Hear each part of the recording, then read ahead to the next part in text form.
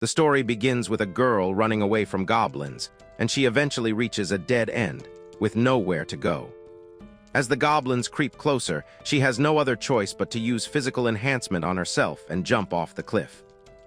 Soon after, she wakes up and finds a guy sitting next to her. Shocked, she instantly tries to move away, but gets told by him to rest since she fell from quite a height.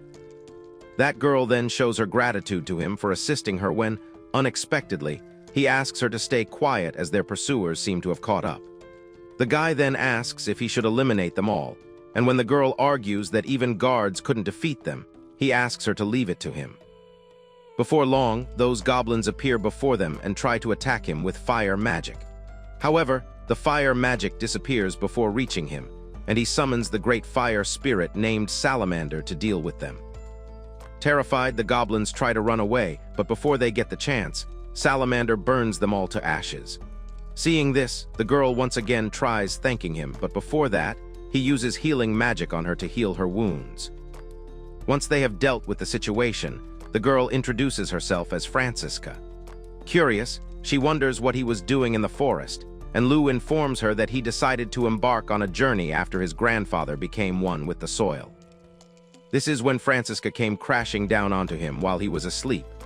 Following that, Francisca decides to tell her story and says that she's a noble from the Valentine Kingdom and a principal apprentice in the Magic Girl School. While she was training in the country next door, the goblins attacked them, and while she survived, most of the knights weren't so lucky. After hearing her story, Lou offers to send her back to her country and protect her along the way. Turns out his real goal is to become an adventurer, which is something Francisca disagrees with, as she believes his talent in magic is too magnificent. Instead, she asks him to become a teacher in the Magical Girls Academy where her mother is the chairman. The following morning, Francisca wakes up, and while they are eating breakfast, Lou suggests going to the place where she was attacked. For that, he holds her in his arms and uses flight magic to make their journey easier. Once they reach that location, they find the corpses of those guards lying on the ground. Knowing that the corpses could be eaten by beasts, Lou uses a magic spell named Requiem to give those guards a proper ending. Afterwards, the two of them make their way to Valentine's kingdom, and in the midst of their journey, Francisca asks Lou to at least listen to what she has to say regarding his being a teacher.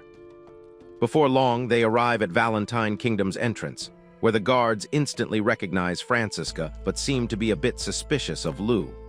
Francisca informs them that he is her savior, and once they are allowed to enter, Francisca takes him to her mansion. There, a guy named Zeman is present who guards the house and questions her about Lou. Even though she explains everything along with the fact that he's her savior, Zeman still refuses to let such a creepy-looking dude enter the house. Furious, Francisca tries to argue but is stopped by Lou, who wishes to talk to Zeman instead. However, thanks to his sharp mouth, Lou ends up enraging him, causing Zeman to attack.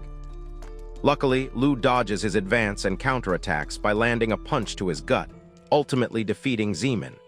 Eventually, Zeman apologizes for being rude to Francisca's guest and loses consciousness. Just then, Francisca's mother, Adelaide, appears and questions Francisca about what's going on. She then notices Lou and instantly walks towards him to take a closer look. Lou tries rizzing her up by complimenting her eyes, but before going all the way through, he decides to heal Zeman.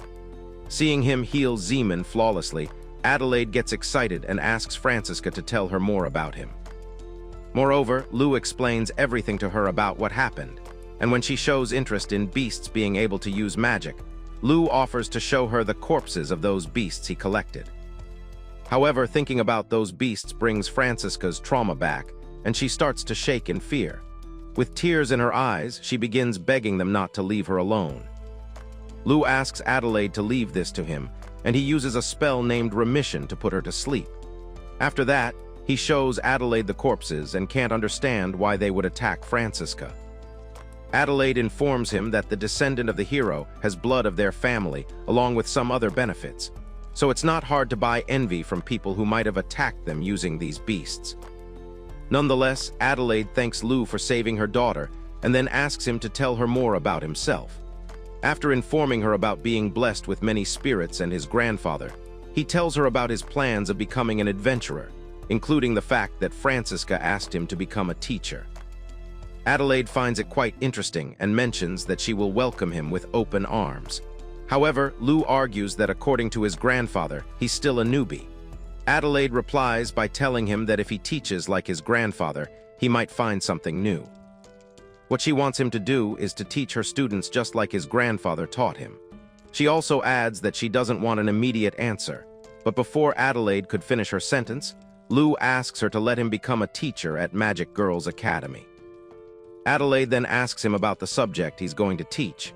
According to her, since the spirit magic Lou just used is hard to master, there are many people who can't use it, so this school teaches a magic formula that activates magic in a simplified form.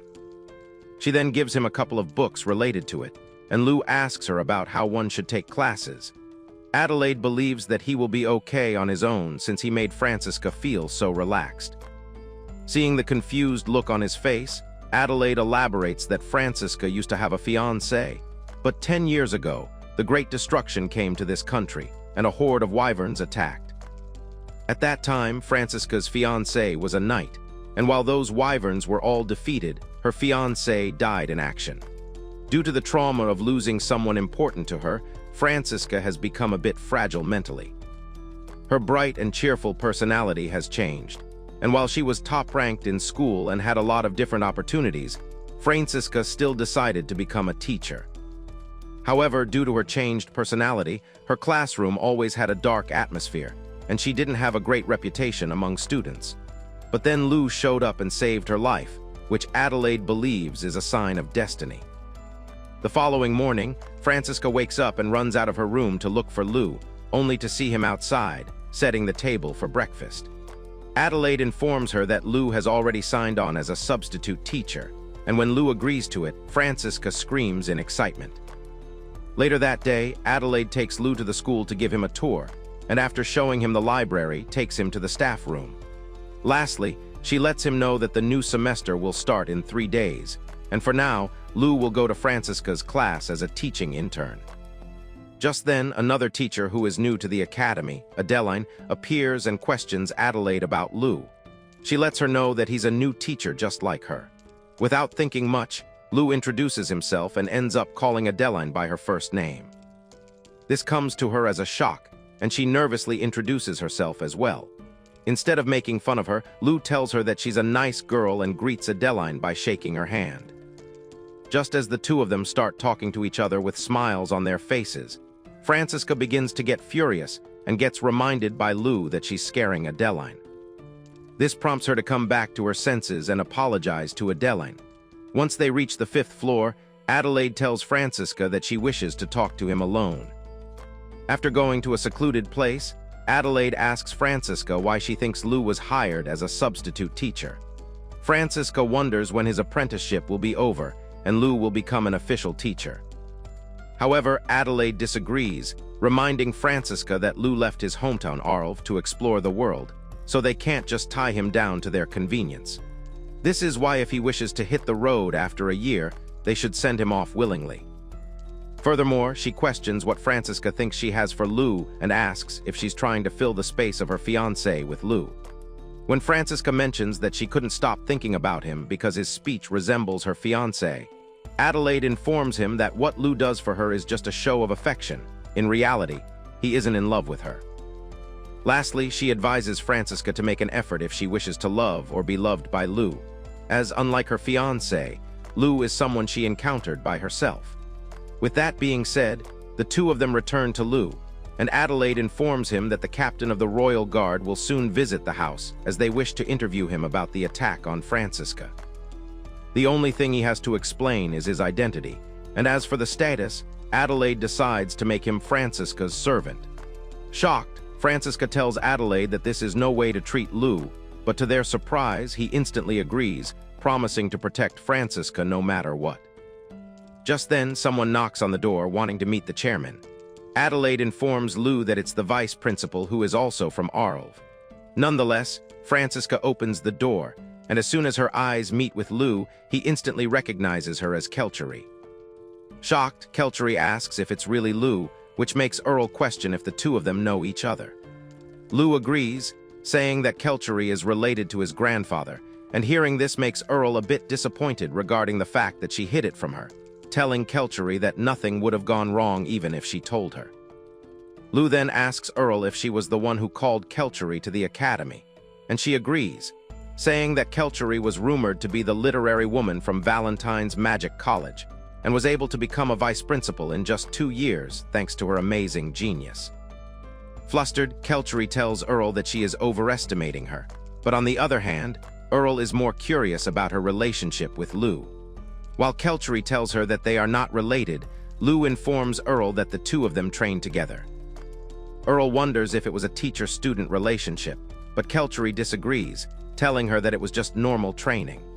Meanwhile, Franziska, who is witnessing them arguing, realizes that Kelty is normally very stiff and hard to approach, but it seems she has opened her heart to Lu, which means she surely knows much more about him than she does.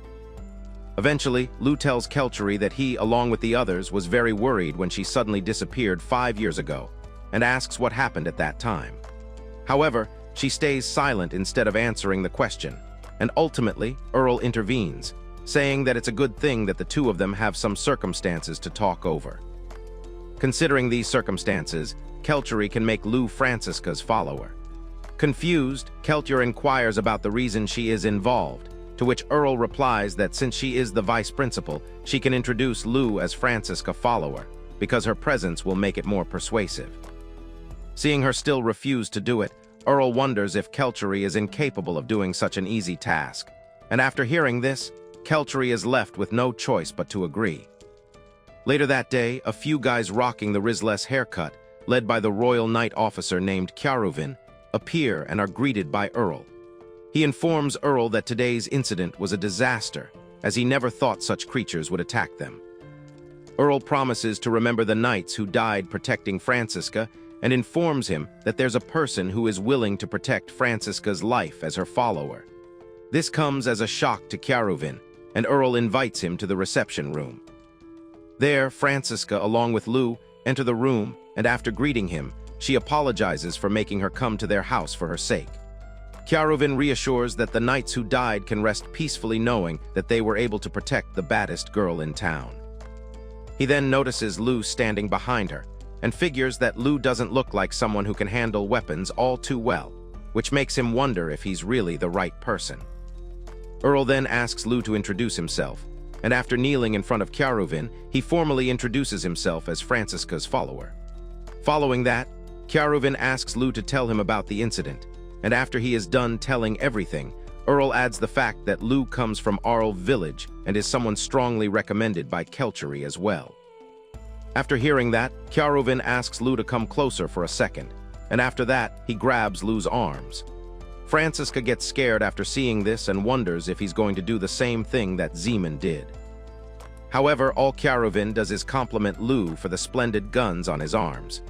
Furthermore, he asks Lu about his training routine and wishes for him to compete against his own young students. Shockingly, Lu agrees as well, but their conversation is interrupted by Earl, who asks Karuven to save it for later. With that, Karuven is on his way back, and as he is about to leave, he notices Franziska smiling while talking to Lu. This reminds him of how he has never seen such eyes as Lu, which showed no signs of malice, and seeing that even Earl trusts him, Karuven also decides to watch over Lu from now on. The next day, Lu and Franziska are on their way to the trading forum, and Zeman tells Lu that he will be leaving Franziska in his care. As they walk around the town, Lu mentions how gorgeous this town is, and informs Franziska that he was worried about finding a place to live, and is glad that Earl allowed him to live in her house. Franziska also adds that having him by her side makes her feel much safer, and suggests buying some clothes for him. Just then, a stranger appears in front of Franziska and calls her cute. Additionally, he advises her to distance herself from Lu and play with them instead. Just when he is about to honk her horns, Lu comes between them. Annoyed, that man tells Lu to get away, and when Lu ignores him, he tries to land a punch. But to his surprise, Lu easily manages to grab his fist and clenches it with all his might, causing that dude to cry in pain. Following that, Lu brings him closer and lets him know that he'd like to talk in private, asking him to tell his henchmen to stand down. With that being said, Lu takes him away, and before leaving, reassures Francisca that he just wishes to talk to this guy for a minute. After taking him a little away from Francisca, he asks for his name and gets told by that man that his name is Barubi. Afterward, Lu questions what he normally does when doing things like this, and when that man decides to keep quiet, Lu clenches his fist even harder, forcing him to talk.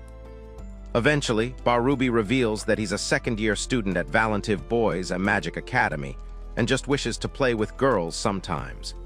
But little does he know that Lu is able to read his mind and finds out each and every disgusting thing he does to girls. Seeing him getting enraged, Barubi gets confused, and Lu reveals that he read his mind using magic and found out how rough he has been with girls and even sold some of them as slaves. Furthermore, Barubi used his father to cover up his wrongdoings. After all that, Lu calls him a fiend and decides to turn him over to the guards or knights.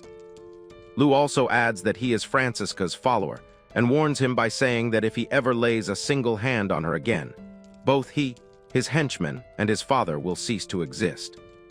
Lastly, he tells Barubi that he will do the same if he discloses any of this information as well. When Barubi agrees, Lu releases his hand, and after seeing this, Barubi's henchmen arrive, prepared to start a fight. However, just in time, the city guards arrive to break the break, forcing the henchmen to withdraw. Before long, Francisca also returns, asking if he's fine, to which Lu agrees, telling her that it's more important to him for Francisco not to be hurt. Simultaneously, two girls who are eavesdropping on them recognize Francisca as the dark and emotionless girl during lectures, which makes them wonder why she's having the time of her life right now. They then begin to wonder who the guy next to her is and figure that he must be her follower. This sparks an idea in their minds, and they decide to pull a prank on Francisca. Meanwhile, Francisca is glad that the guards came at the right time when, suddenly, she notices Lu looking at someone. When she asks him about it, he dismisses it, thinking that the girls following them seem pretty harmless. With that, the two of them arrive at a clothing store where the store owner, named Marco, formally greets Francisca. After greeting him back, she informs him that her follower, Lu, will be buying some clothes. After hearing that, Marco instantly appears right in front of Lu and welcomes him to their store. Furthermore, he asks Lu about the supreme drip that might be to his taste, and gets told by Lu that since he is going to become a teacher at the Magical Girl Academy, he wants some fashionable clothes to rizz up the ladies. Marco then asks if he should prepare several articles of leather robes and ordinary ones, to which Lu agrees.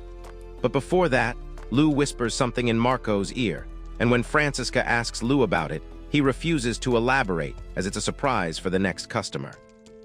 On the other hand, the girls following Francisca notice them going inside a room when, unexpectedly, an employee of the store opens the gate for them, saying that she heard about them from Francisca and invites the girls to wait until Francisca is done shopping. When the girls try to refuse, the employee forcefully brings them inside. At the same time, Marco brings some materials and shows Lu the skin of a dragon that was defeated by a hero. He also adds that it costs 3 god gold coins and 30,000 gold coins, which shocks Francisca, as this money is enough to buy 2 mansions. But to their surprise, Lu mentions that he already has something that resembles this and showcases a material similar to the dragon's skin he's wearing. After seeing it, Marco stands up in surprise, and Lu informs him that it's something his old man passed down to him. He further asks if it's enough material to make something for him and Francisca. But little does he know that Marco is beyond shocked since he brought out the best product of their store, unaware that Lu was rocking something even better than that. Ultimately, Marco decides to bring a tradesman, and before long, the weapon protector tradesman named Alvo appears and comments on how it's the skin from the real Dragon King that existed in the God Ages. According to Alvo, the real Dragon King was said to be the strongest in Aravu and was defeated by someone named Soaru. Lu then lets him know that he's actually related to someone in Aravu and asks Alvo if he's willing to work on this for him. Even though Alvo really hates people from Aravu, he agrees to work on it since it's a super rare treasure. Just then, Lu interrupts, letting him know that he doesn't have the funds to cover the cost, but Alvo and Marco reassure him that they will do it for free. Meanwhile, in the reception room, the girls who were stalking Francisca are sitting, waiting anxiously for her arrival. They are scared out of their minds, thinking about what might happen if the principal finds out about it. Soon after, Francisca makes an appearance, and after apologizing for keeping them waiting, informs the girls that she wishes to introduce them to someone who will be teaching in the academy soon. With that being said, Lou appears and introduces himself, forcing the girls to also introduce themselves as Michelle and Olga. Francisca then mentions that Lou informed her about them following her, and the girls reassure Francisca that they were just curious and weren't planning on doing anything evil. While Francisca doesn't like students holding so much interest in her, she decides to forgive them this time, letting them know that having a sense of inquiry is great, but overdoing it is not advisable. Now that the problem is solved, Francisca invites the girls to eat lunch together. Just like that, the two of them find themselves eating cake at a fancy restaurant, and when they ask Francisca if it's really okay, she lets them know that she is more than happy to educate them into becoming a lady. After hearing this, both Michelle and Olga apologize to Francisca for not paying attention during her lectures, as they never knew she was such a friendly and kind person. Later that night, Francisca enters Lou's room to adjust her schedule with him for the spring term. Lou agrees, informing her that he has already read all of the textbooks and even memorized them in one night. After sulking due to how leagues ahead his mind is, Francisca tells him about how happy she was to be able to properly talk to her students for once. This has made her motivated to do her best for students, but even though she is a magician, she can't compete with someone like him. However, Lou disagrees, saying that she has some untapped potential hidden inside, and he is sure that Francisca will become an even better magician in the future. After hearing this, Francisca gives Lou a hug and thanks him for the kind words. Later, when Francisca has fallen asleep, Lou uses his powers of spirit transformation to turn himself into the size of a spirit. Following that, he visits a shady-looking house with another spirit named Shilf. Inside, the thugs are discussing the fact that Barubi fired them and then gave himself up to the authorities. After being told about this, the boss of the thugs mentions how they can't let the authorities get their hands on this organization and decides to hide until the excitement dies down. After that, he plans to make Francisca their slave and sell her to make much more money than Barubi ever did. Suddenly, Lou appears behind them, saying that he will never forgive them. One of the thugs instantly recognizes Lou as the guy who disrupted their plan earlier that day, causing the boss to grab a bottle and throw it towards Lou. But to their surprise, the boss phases through Lou and hits the wall. Lou then tells them that they are nothing but absolute scums whose existence will only cause trouble. After hearing this, some of the thugs grab their weapons, but before they get the chance to do anything, their heads split open like an Oreo being twisted apart thanks to Shilf. Simultaneously, Lou summons another spirit named Undine, who uses ice magic to rip the remaining thugs to shreds. Ultimately, the boss is the only one remaining, and Lou decides to personally take care of him. Seeing him, the boss gets terrified and calls Lou a monster, to which Lou replies by saying that he is the one who sells women, making him the real monster. After promising never to let Francisca go through something like that, he sets the boss on fire and turns him into a well-done steak, telling him to go to the deepest depths of the underworld. After the leader is dead, Lou summons a spirit named Vivi and asks her to take the bodies and bury them in the depths of the underworld, bloodstains included. She agrees and opens a portal that makes all the evidence disappear as if it never happened. Following that, he pats Vivi on the head and praises the other spirits for doing a good job as well. The next morning, Francisca informs Adelaide that Lou memorized all the contents of the Academy's textbook in a night, which comes as a surprise to her, and Francisca further adds that he's able to use all the magic techniques as well. This makes her wonder what subject Lou will be teaching in the Academy, and Lou lets her know that he's fine with anything. After hearing this, Francisca wonders if there's a subject Lou isn't good at and gets closer to his face in order to make him spill it out. Ultimately, Lou mentions that while there aren't many things he is not good at, when it comes to fortune-telling, he's pretty bad. Both Francisca and Adelaide start to laugh, reassured that there is something Lou is not good at. Adelaide also comments on how it's natural for a person to have something they are bad at, but it's still amazing that Lou is an all-rounder. Francisca freaks out after hearing about him being an all-rounder and asks Lou if it's true. Adelaide asks Francisca to calm down and says that Lou needs to hide his true powers, as if his powers were to be exposed, the royal family would use him as a hero.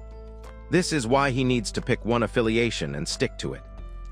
Adelaide then asks if he will be picking fire attribute, water attribute, or wind attribute, and offers to pick one for him if it's hard for him to decide. However, Lou disagrees, saying that the spirits have an impression of him that he can outperform anyone, and he'd hate to follow some orders as a practitioner. Lou then asks her to let him decide for himself, and asks about the common affiliation for teachers to have in this academy.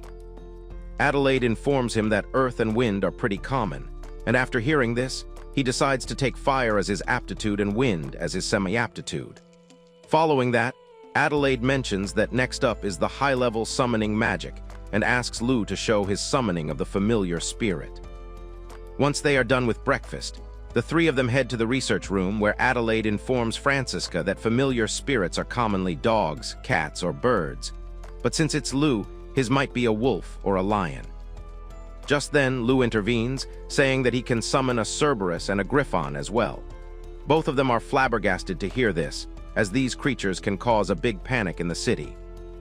Nonetheless, he reassures them that he won't be summoning those. When Francisca wonders if there is anything else he can show them, Lou agrees, but isn't sure if they will allow it. He further elaborates that it's a hated being in this world and would only summon it if they allowed him to. Without wasting a second, Francisca mentions that she doesn't mind as she believes in Lou, and if Lou trusts it, then she's sure it's a good spirit. Lou thanks her, and after guaranteeing both of their safety, he begins the summoning ritual. Ultimately, he opens the gate of the underworld, and from there, a certified goth girl named Moraru emerges and introduces herself as one who can travel between the world and the underworld. Lou informs Moraru that the people in front of her are his friends, and after hearing that, Moraru tells Lou that anyone who is a friend of his is her friend as well. But she also adds the fact that they both seem like very delicious sources of magic, which creeps the two of them out. Just in time, Lou intervenes, asking Moraru to keep her hands off them. Meanwhile, Adelaide contemplates how one of the verses in Lou's summoning ritual was forbidden, and can't believe such a frightening being can be summoned by him. Nonetheless, Lou apologizes to the two of them and introduces Moraru as a vampire who is a part of the incubus family. Moraru also adds that when vampires suck blood, they directly take the magical power found in the blood, and that's because they can't take in magical power straight from the atmosphere like humans do. Lastly, Moraru also adds that while she'd love to feast on them, she's not like any other ordinary vampire. She has a spiritual incubus residing in her, which means she doesn't have to obtain magical powers from blood. However, that doesn't mean she can survive without it, as she also knows another method to obtain it. Curious, Francisca questions her about that method, and Moraru comments on how it'll be faster to just show her. Following that, she gives Lou a hug and begins getting closer to him while putting one of her hands on his chest. While Francisca clenches her fist in anger, Moraru tries to rile her up even more by saying that she always puts her hand on Lou's chest and helps herself to the most delicious and rich kind of magical power. To her surprise, Lou suddenly grabs her hand and asks Moraru to reconsider her behavior, as the people standing in front of her are his friends. This results in Moraru apologizing to Francisca, saying that she teased her a little too much. Moraru further mentions that her species doesn't bear fangs for magical powers and can live normally, just like humans, even during the daytime. Lastly, she reassures Francisca that she is nothing but Lou's loyal servant. Just when Lou decides to take Moraru away and reintroduce her right away, Francisca tells him to stop. She then extends her hand to Moraru, telling her that she'd like to welcome her. She then tells Lou that she trusts him, and if Lou trusts Moraru, then she will as well. With that being said, Francisca apologizes to Moraru for being afraid of her and hopes the two of them can get along. Shocked by her kind nature, Moraru thanks Francisca for accepting her. Following that, Lou informs Earl and Francisca that Moraru's parents are actually humans. Apparently, he found her 8 years ago when Moraru was on the brink of death because she was driven out of her village. Hearing this makes Francisca realize that Moraru is most likely in love with Lu, but can't be with him since she's from the demon class. After explaining everything, Lu stands up and thanks the two of them for accepting Moraru. A few days later, Kelty finally informs the other teachers that Lu will be joining the school as a fellow teacher. Lu also makes sure to formally introduce himself, and Francisca adds the fact that he is the man who saved her when she was getting attacked. Cindy, a fellow teacher, takes the lead and introduces herself. After her, a busty babe who could rival Sydney Sweeney comes up and introduces herself as Lillian. Before Lu even gets the chance to greet her, someone bumps into him, causing him to fall right on those two giant airbags. Everyone gets shocked seeing this, while Lillian teases him by calling Lu a bold man. Instantly, Francisca pushes him away, scolding him for jumping into the chest of a girl he just met. Later that day, Francisca takes Lu to his first class, and when she mentions how he doesn't seem nervous, Lu lets her know that he's actually looking forward to his first lecture with Francisca. With that, the two of them enter the class, and as usual, they pay no attention to her. Nonetheless, she greets the students and informs them that the spring training will commence. But before starting the lecture, Francisca informs everyone about the new Vice homeroom teacher, and after realizing that it's his cue, Francisca introduces himself to the students. They all start to discuss how the new teacher seems like a commoner, but Francisca decides to ignore it and starts the first lesson, which is about breathing exercises. While Francisca is busy teaching, Lu notices that most of the students are talking freely and only a few of them are actually taking her lecture. He then walks up to one of the students and tells her that it's time to learn about breathing exercises and not sensibility refinement. The girl informs Lu that she has already done researching breathing exercises, but gets told by Lu that it's for Francisca to decide, and advises her to take the lecture along with everyone. The girl agrees, informing Lu that her name is Ori, and with a smile on her face, Lu suggests studying breathing techniques together. After that, he sees another girl talking with her friends, and he walks up to them, asking the girl to leave the class if they don't want to take it seriously. However, the girl totally ignores him and continues talking to her friends. Having no other choice, Lu uses a magic spell to take her voice away, and the girl figures that he must have used silence magic on her. Afterward, he asks for her name, and her friends inform Lu that she's called Josephine. Lu then asks Josephine to put an end to her yapping session and concentrate on the breathing exercise. Furious, Josephine stands up and tries slapping Lu on the face, but he easily grabs her hand and uses the spell named Remission on her, causing Josephine to fall asleep. Sometime later, Josephine wakes up outside the class and finds her friends gathered around. They inform her that Francisca decided to do breathing exercises outside since the weather was nice, and it was Lu who carried her out. Meanwhile, Josephine notices that she feels great, as if she slept extremely well. Before long, Lu appears and, after apologizing for using magic on her, tells Josephine that Francisca was working her best there. Furthermore, he asked her to take Francisca's lectures seriously, but Josephine refuses, saying that if he prostrates himself before her and apologizes, she might consider. However, Lu instantly refuses, shocking Josephine, who argues that a commoner should do as nobles say. This makes Lu remind Josephine that this is a school and here, he's her teacher, which is why she should watch her mouth. But seeing that she is still refusing to listen to a word he's saying, Lu threatens her by showcasing the magic he used before, forcing her to back down. Since the time is almost over, he asks her to get going, but Josephine asks him to stop, asking Lu to escort a lady like her back if he's a gentleman. Without thinking much, he holds her hand and walks her back while the others watching them are surprised by the fact that Josephine is being obedient. Just like that, he takes her back to Francisca and starts teaching his part of the lecture. After telling the students that breathing is all about relaxing, he asks them to lie down on the grass. Thinking that it's a waste of time, Josephine lies on the grass as well and closes her eyes. Just then, she notices something poking her cheek, followed by her feeling like she's being enveloped by a gentle wind. On the other hand, Francisca asks Lu to wake Josephine up as the lecture is about to end, but he asks for a little more time since Josephine is probably synchronizing with her spirit.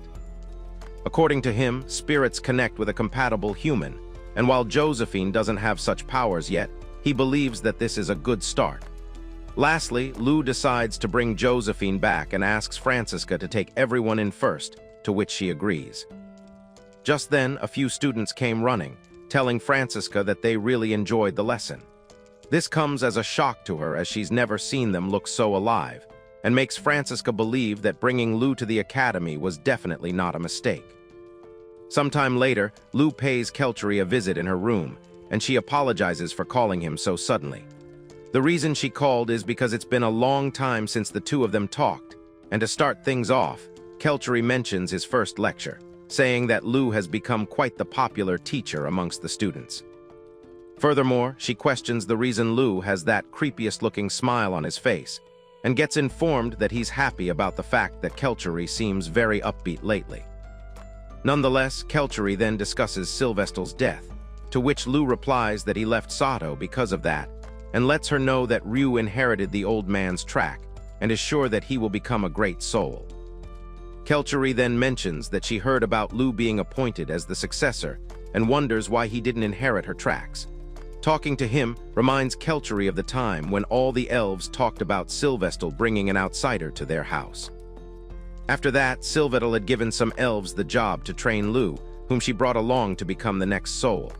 Since Aravu is known for hating outsider families, Lou was often teased, but he paid no mind to it. Eventually, it was the third year of summer after Lou's arrival, and the festival where trainers would receive divine protection from the spirits had begun. The majority of the elves were sure that the human boy wouldn't be receiving any divine protection, but that day, Sylvester had made a prediction, and just like she had predicted, Lou received divine protection from all the spirits. This made Sylvester become even more interested in Lou and ultimately gave him the title of an all-rounder. As a high-class magician, Kelty also received an appropriate rating, but many others stopped training after seeing Lou's powers. Additionally, since she knew that Lou would become the next soul, Kelty left Sato in order to study magic inside the human world. But after that, a war happened, and there was a lot of debate about a human becoming the next soul. Back in the present, Lou believes that it was all his fault that Aravu turned into a messy war. After hearing this, Kelty flicks his head, telling Lou not to make that face as he did nothing wrong. Furthermore, she questions the reason he became a follower of that absurd princess, and while it was just by chance, Lou now wants to protect her. Just then, he realizes that Francisca is waiting for him and decides to leave, making sure to thank Kelty before he goes. Following that, Lou informs Francisca that he was with Kelty and mentions how glad he is that the two of them were able to talk about things.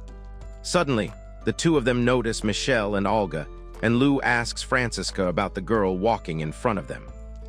Francisca lets him know that she's Jezel, a third-year student who is also the student council president and the head of the magic martial arts group. But it seems strange to Francisca as it isn't the time for club activities, and both Michelle and Olga look depressed. This starts to make her worry, and the two of them decide to follow them. Before long, Jezel notices them being followed and asks Francisca if there's something she needs. Without any hesitation, she asks what Jezel is planning to do with the two girls, and when Jezel refuses to answer, Francisca lets her know that these two girls are in her class, which makes it her business as well. Annoyed, Jezel comments on how Francisca has never cared about her class and is someone who pushed her students aside. She further says that Michelle and Olga are her disciples who suffered the same kind of pain she did. Jezel further mentions that Michelle and Olga were acting weird, which prompted her to ask them. Ultimately, they confess to the fact that they were stalking some people the other day, which Jezel believes is unforgivable for a knight or a lady. Jezel is training Michelle and Olga's mind and body, a job Francisca was supposed to do, and she tells Francisca to self-reflect on how irresponsible she has been. Just then, Lou intervenes, saying that they have already solved this problem before and that Jezel doesn't have to take part in this. Seeing an emo boy up so close, Jezel gets scared and backs away, asking how he got behind her. Lou introduces himself as the vice teacher of Michelle and Olga and informs Jezel that the two of them were stalking him and have already reflected on their actions. However, Jezel argues that she still has to lead them, and Lu replies by saying that there's no need for that, as Jezel seems like someone who wants to know things about other people as well. She gets furious after hearing this and asks if Lu knows what can happen to a commoner who insults her. Ultimately, she challenges him to a battle, wanting to slice him in half for insulting her family's name. Lu lets Jezel know that she insulted Francisca, who takes care of her students, and it's something he can't overlook as her follower, which is why, as a representative of Francisca, he accepts her request to have a battle. Hearing this, Francisca starts to panic and intervenes, but the two of them are more than serious about it. Francisca then mentions that she can't let the two of them risk their lives and suggests using the hunting forest to see who could hunt more and better quality monsters. Although Jezel accepts, she mentions that the loser will have to do anything the winner says, and with that, she walks away. Following that, Michelle and Olga come to Francisca crying, saying that it's all their fault, but Francisca disagrees, admitting that she's in the wrong for not taking proper care of her students. Meanwhile, Jezel barges into the student dormitory, calling for a girl named Nadia, the Vice Student Council president. Jezel lets her know that she has never been so offended in her life, and gets told by Nadia to tell her what happened. After telling her everything, Jezel asks Nadia to lend her powers to her for the hunting competition. Nadia instantly agrees, causing Jezel to hug her. Nadia hugs her back, reassuring Jezel that she will make sure to follow her every step of the way. Finally, it's the day of the competition, and Jezel confronts Nadia for informing everyone in school about the battle. She wants to put a ban on spectators as this is a private match, but Nadia reassures him that it's for the sake of letting their win be known to others. When Jezel argues that she doesn't wish to stand out, Nadia lets her know that they have to flaunt their power as by winning against the board chairman's daughter, they will be asserting their dominance in the best possible way. This makes Jezel realize that if they were to win, her family and Nadia's family could become more powerful, and she compliments Nadia for thinking so far ahead. Meanwhile, Francisca and Lu are already present outside the hunting forest when suddenly, Kelty arrives and hits Lu from the back, telling him that he's been a real pain ever since he came to the academy. She further mentions that she's the homeroom teacher for year Class A, the class Jezel and Nadia belong to, so she will be spectating on behalf of them. Before long, Jezel and Nadia also arrive, and Nadia, who's seeing Lu for the first time, praises him for not running away when it's obvious who's going to be the loser. Lu replies by saying that it isn't good to talk so boldly like that. Nadia gets annoyed by his addressing her so rudely and reminds Lu that, although he is the headmaster's assistant, he will be forced to bow down and lick her shoes when he loses. Furious, Francisca tries to intervene but gets stopped by Lu, who asks her to leave it to him. Following that, Ibel, the hunter forest manager, explains that the participants will wear a bracelet that will reward them with points, determining the strength of monsters, and the team with the most points will win. He further explains that within the hunting forest, there are high grounds, swamps, and villages, and while there's a spell cast on monsters to make them weaker, they are still as ferocious as others.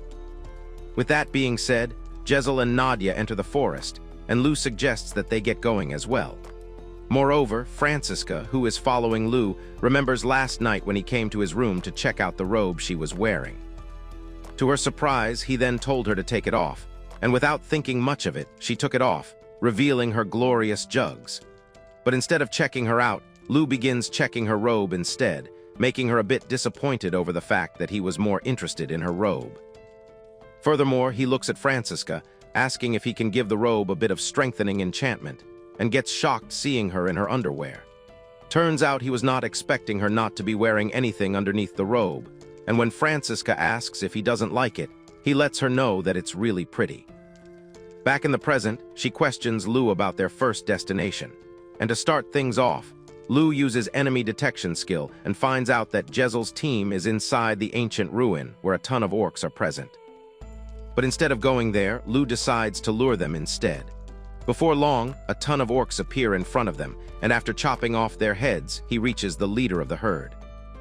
The remaining orcs instantly charge Lu to protect their leader, but he easily makes holes in their bodies and goes straight for their leader. With just one strike, he crushes that orc's head into pieces.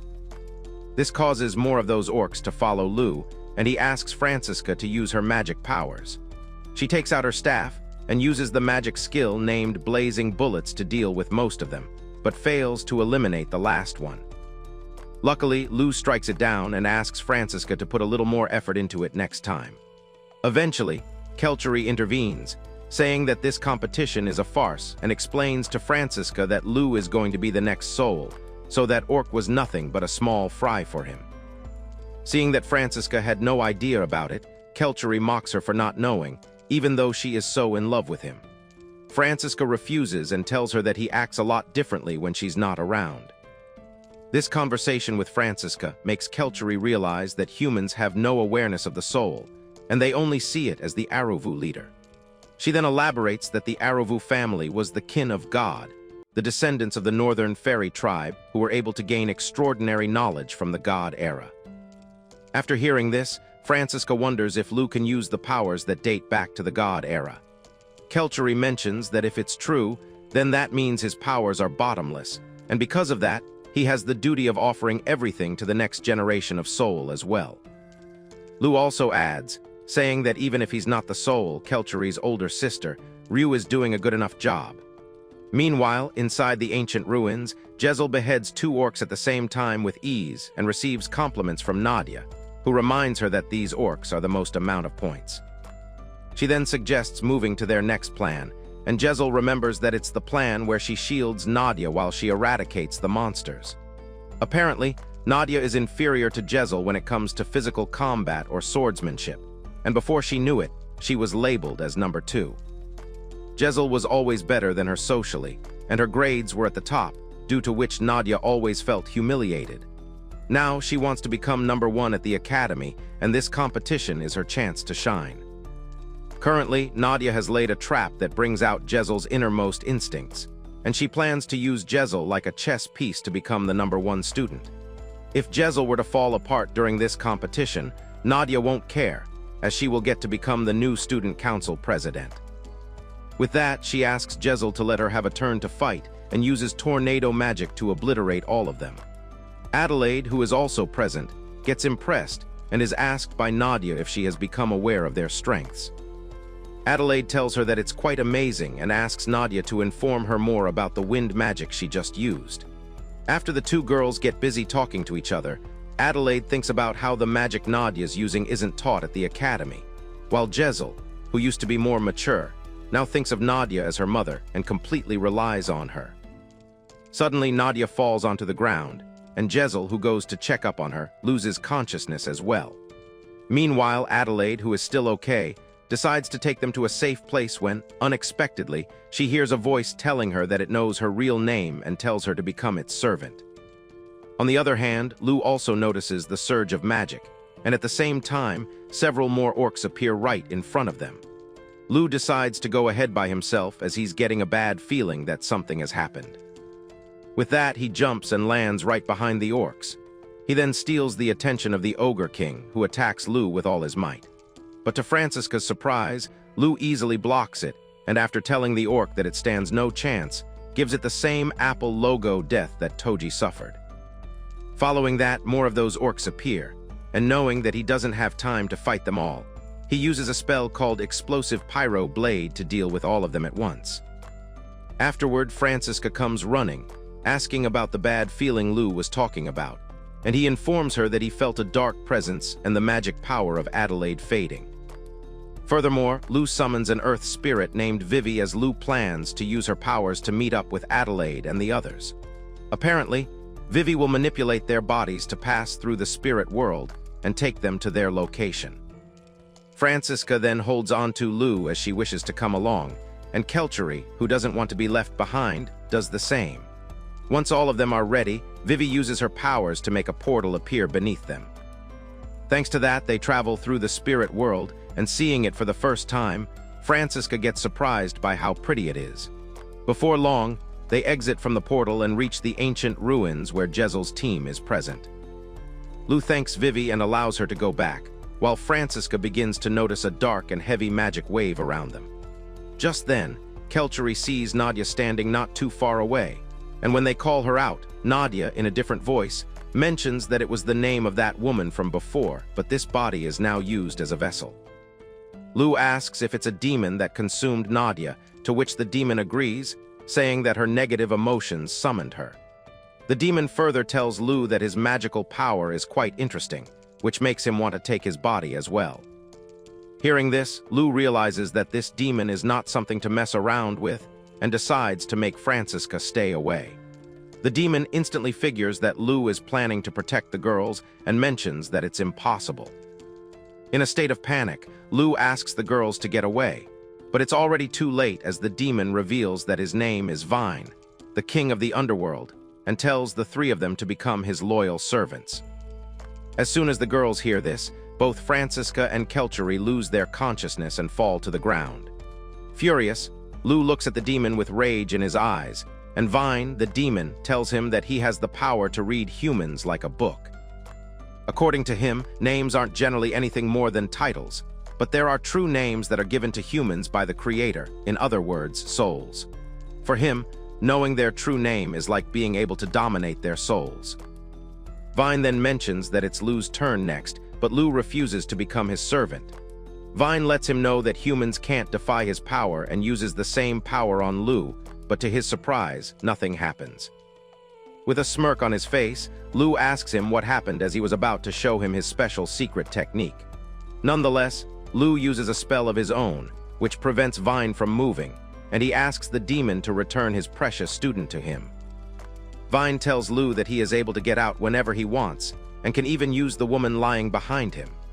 Out of nowhere, Lu's voice changes, and he walks towards Vine, commenting on how demons are unfair creatures when they are supposed to be virtuous beings.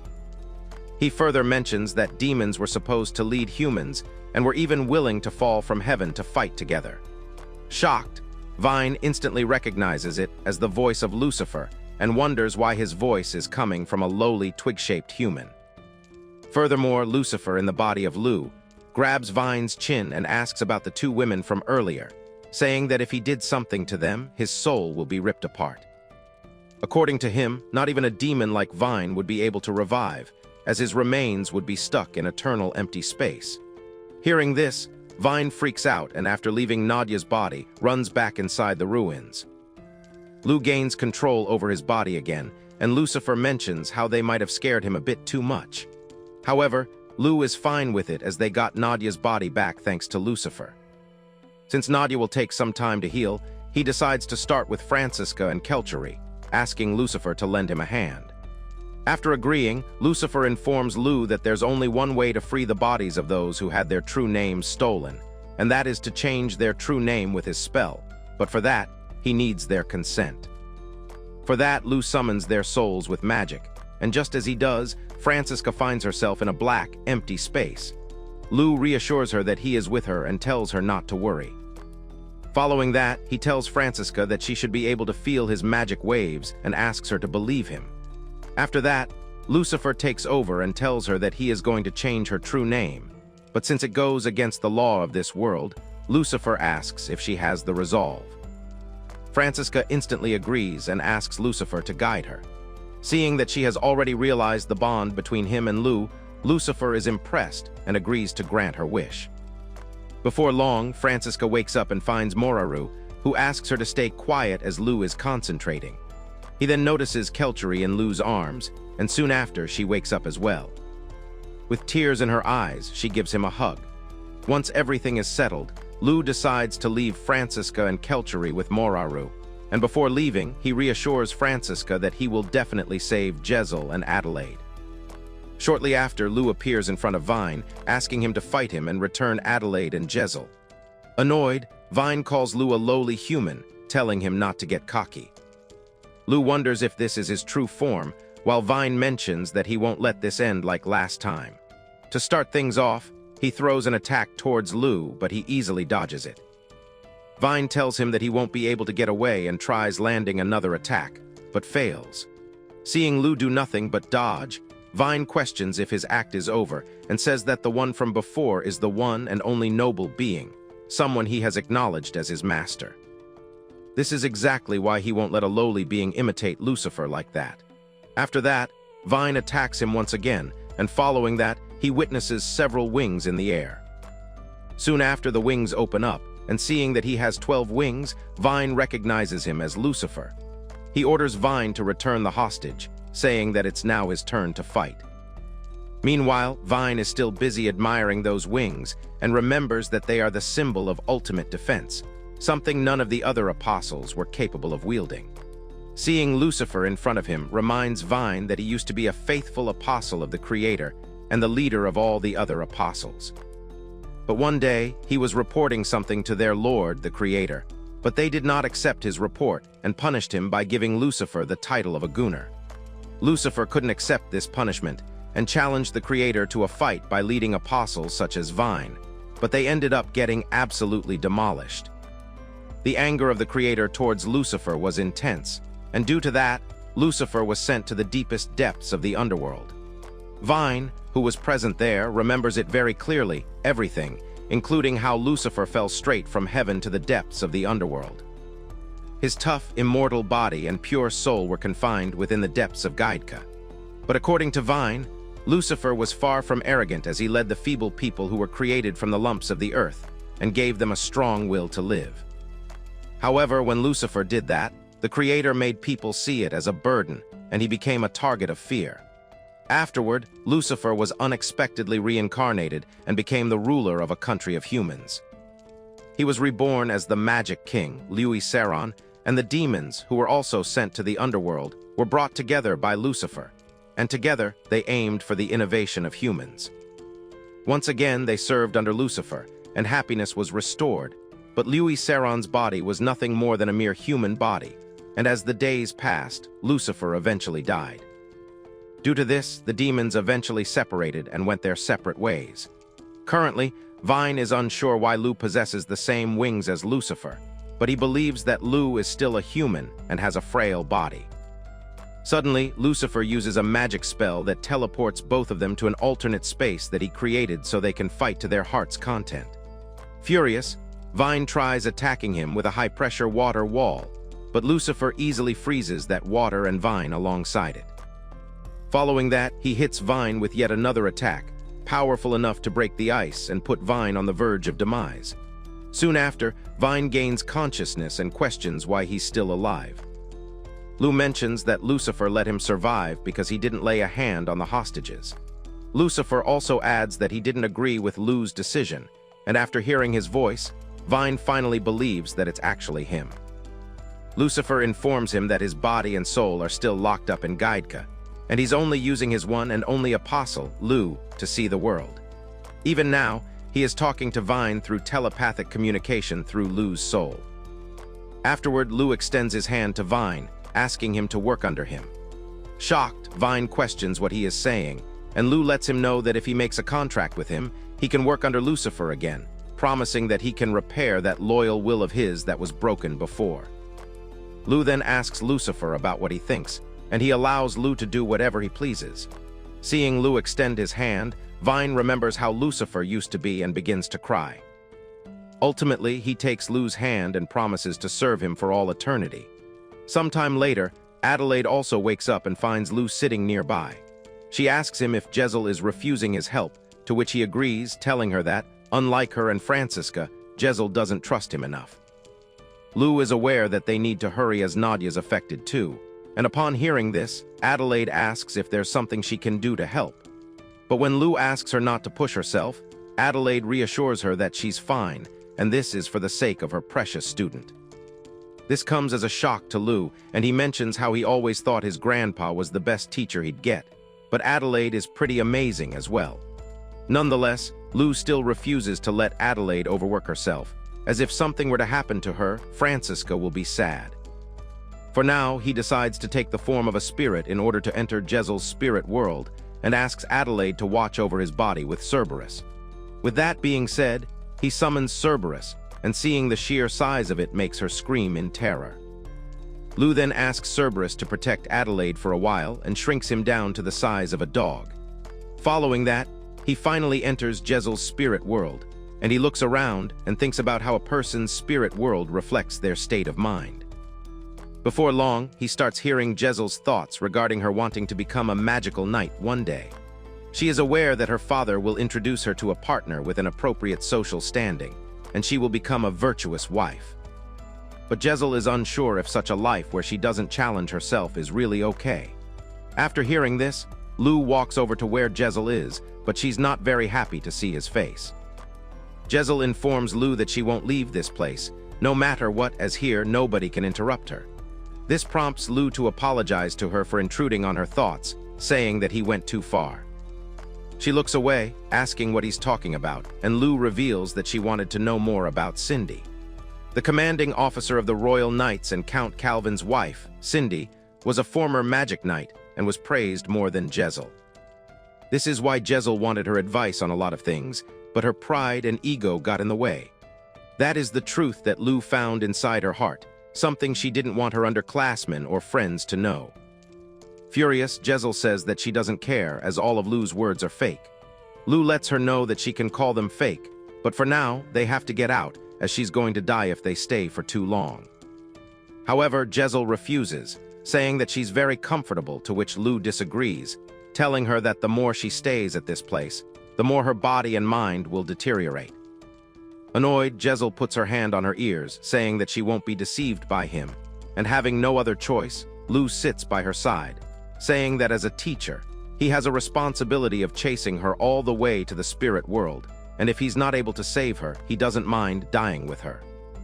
This comes as a shock to Jezel, and she starts to believe that Lu might be telling the truth. Lu further reassures Jezel that he won't let her die and mentions that he will save Nadia as well. Jezel gets worried after hearing about Nadia and eventually agrees to cooperate for now. But as soon as she tries to stand up, Jezel falls to the ground with her cake served. Lu offers his hand, but Jezel refuses to take his help. Knowing that they are running out of time, Lu apologizes for what's about to come and ends up holding her. Jezel freaks out regarding the fact that she's being carried like a princess, and although Lu is someone she hates so much, it's still very embarrassing for her. Before long, the three of them meet up with Francisca and Kelty, who are glad that everyone returned safely. Kelty informs Lu that Nadia isn't waking up, and before he even gets the chance to do anything, Jezel runs past him and apologizes to Nadia for being so useless. Francisca asks Jezel to calm down and to leave everything to Lu, as he saved everyone else as well. Meanwhile, Lu takes a look at Nadia and realizes that she took the worst damage. With that, he dives into her soul, and seeing his insane amount of magical power for the first time, Jezel gets shocked. Adelaide comments on how Lu must be going into an even more dangerous area than he did with him, because this process starts from hell to look for the fallen souls, and saving them requires a lot of difficulty. After finding out about this, Jezel can't help but wonder why a peasant like him is doing so much for people who are strangers to him. Nonetheless, Lu enters her soul, and Lucifer offers to lead the way for him. He tells Lu to go straight ahead, and soon after, he notices Nadia's soul floating in the middle of nowhere. Lu instantly holds her bare-skinned body, and after taking some time to admire those milkers, he asks Lucifer if they can save her. He agrees, offering to support her body for him. Afterward, Lu decides to transfer all of his aura towards Nadia and uses the spell named Resurrection. This allows him to see Nadia's memories where she came across Vine, who offered to give her his power. Apparently, she accidentally opened the gates to the underworld while practicing her summoning magic. Although she was aware that accepting the deal was wrong, she did it anyway. Because of this contract, her heart was dirtied, and she transformed into something hideous, but she couldn't do anything about it. All she felt was cold and pain during the time she was unconscious, and regretted not apologizing to Jezel before leaving the world. She couldn't do anything but cry for help when out of nowhere, she hears Lu's voice, who lets her know that he came to save her. Tears start to form in her eyes, and she hugs Lu while crying out loud. Soon after, she wakes up and finds Jezel nearby, with teary eyes. She instantly hugs Nadia, saying how glad she is, while Nadia decides to come clean and informs Jezel that she ended up risking her own and everyone's life. Nadia further says that she was always jealous of Jezel being at the top and always hated being in second place. That is why she wanted to become the very best, no matter what it took. For this, Nadia borrowed the power of a demon and told Jezel that she didn't deserve her concern. But to her shock, Jezel hugs her anyway, telling Nadia that she's the same as her, as she also gave in to desire even though she knew it was wrong. Lastly, Jezel lets Nadia know that she is her precious friend, and after hearing this, tears start flowing from Nadia's eyes as well, and she hugs Jezel back. Meanwhile, Francisca wonders why no one is talking about Lucifer and gets told by him that it's because his existence is taboo. Francisca instantly recognizes it as the voice of Lucifer, and Lucifer tells her that he's using telepathy to communicate with her so others can't hear him. Apparently, if people other than his contractor, Lu, remember his voice or appearance, disaster falls upon them. Francisca gets a bit sad after hearing this, as he's someone who saved her life. Just then, she notices that time has stopped, and Lucifer further adds that to make sure disaster doesn't fall upon them, he had them cooperate with Lu and forget him, suggesting Francisca should do the same. But when she argues by saying that she doesn't want to forget someone who saved them all, Lucifer reassures her that it'll be okay and mentions how she's troubled, because she wishes to break beds with Lu. According to Lucifer, Lu's personality is heavily influenced by him, and since he detects people who ask for help and gives them love, Lu has been doing the same. Since Lu gives love to those who request it, Lucifer advises Francisca to do the same, as if she doesn't, it might be painful for her. But that isn't the only thing, as Francisca is someone who is able to recognize the bond between him and Lu, which is why Lucifer believes that she will be able to achieve her goal. With that, he disappears, and Francisca forgets everything about him. Later at the Hunting Forest's watchtower, Ibel decides to announce the results of the battle. Turns out Jezel's team defeated several ogres and were awarded 200 points, while on the other hand, Lu's team defeated not only ogres but also orcs, an ogre king and a high-class orc general, making them the winners of the battle with 300 points. Lastly, he asks the observers if any of them perform any unfair acts, to which they disagree. With the results announced, Ibel classified Lu's team as the winner.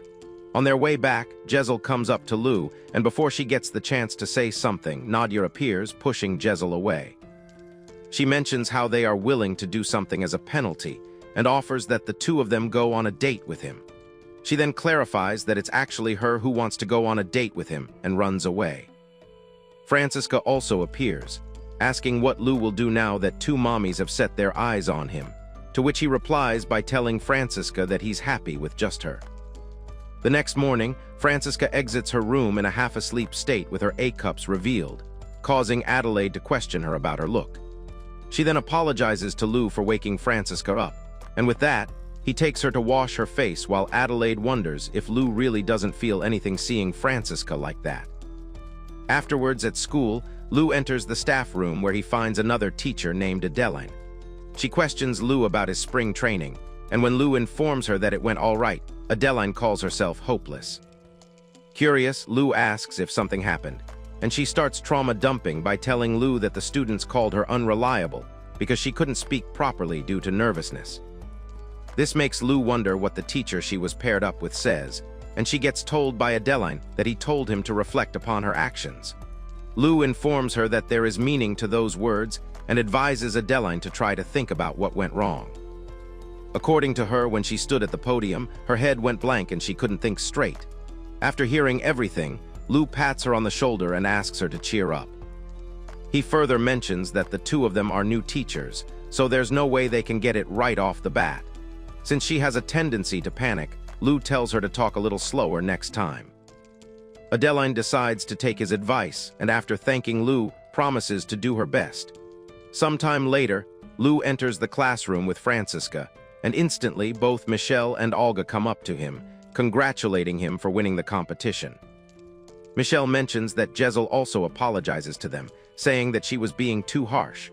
Suddenly, Josephine interrupts, telling everyone that it's no surprise, as Lu is someone she has had her eye on, so there's no way he would lose. Following that, Francisca tells everyone to take their seats and informs them that they will be reviewing how to improve concentration and imagination. She starts by explaining that in order to cast magic smoothly, a caster needs imagination to think about the act of casting the magic. For the first exercise, Francisca asks the students to think about their favorite things, and Josephine instantly asks Lu to stay by her side as she'd like to think about him throughout the process. However, Lu refuses, saying that he's everyone's teacher, and when Josephine argues by reminding him that she's a noble, Lu says that he can't just give her special treatment, although he promises to watch over her. Annoyed, Josephine thinks about Lu declining her offer and wonders why he doesn't obey someone like her instead of being the principal's servant. Just then, Lu was right next to her, catching Josephine by surprise. He informs her that during the breathing exercise, she acquired the divine protection of the wind spirit, and informs Josephine that she's got a lot of potential for wind attribute magic. According to her, if she can work hard and trust her spirit, she can become a high-ranking magician. This comes as a shock to Josephine, as she always thought about becoming a bride after graduation, but now there could potentially be another path for her. Eventually, she questions if Lu will be teaching her all sorts of things to become an advanced magician, to which he agrees. Surprised, Josephine instantly gets closer to him, telling Lu not to take back his words. Soon after, the lecture ends, and Francisca informs everyone that the next one will take place in the relaxation room. Once everyone arrives in the relaxation room, she mentions that they will now be talking about relaxing their minds. According to her, a person receives a heavy burden the more advanced the magic is, so it's essential to maintain a stable mental state. The two ways to relax include thinking about a scene that correlates with their personal magic aptitude, or taking a bath to increase blood circulation. For now, they will be using a foot bath and thinking about natural scenery as well. Elsewhere, a student named Orally sits on her own, remembering how she asked Lu to teach her a lot of stuff. But she believes that he must have forgotten about her since she's of low rank. To her surprise, Lu appears and sits next to her, asking if she's affiliated with water magic. When Orally agrees, Lu offers to do image training with her, which comes as a shock to Orally, but she eventually agrees. To start things off, Lu asks her to close her eyes and imagine the back of the village where he was raised. It was a quiet forest with a small spring inside. Luckily, she succeeds in imagining that exact scenario, and simultaneously, Lu notices Josephine running towards him, and before she even gets the chance to say something, Lu uses the silence spell on her. While Josephine is unable to say anything, Lu tells her not to make a ruckus and takes her elsewhere. After he returns her voice, Josephine comments on how he not only did it once but twice. Lu argues that she only wanted to complain about the order he's teaching in, to which Josephine agrees, saying that nobility like hers should be prioritized. Lu asks her not to be like that and instead show him what she's capable of. Since she's a noble, she's going to be leading people, so what's the point of whining over the teaching order of a peasant like him? Josephine understands and mentions that she wouldn't want to complain about trivial things. This causes Lu to pat her head, telling Josephine that he's proud of her and that she's a good girl. Seeing this, all the other students freak out as they find a noble getting her head patted by a commoner, which is quite rude. They start to believe that Josephine is going to lose her mind, but to their shock, Josephine doesn't get mad but instead tells Lu that she doesn't like the way he addresses her and asks him to call her Jose from now on. Do you believe Francisca has the best shot at dating Lu? Comment teacher if you'd like a part 2 of this series. As usual, thank you for tuning in and we'll catch you in the next one.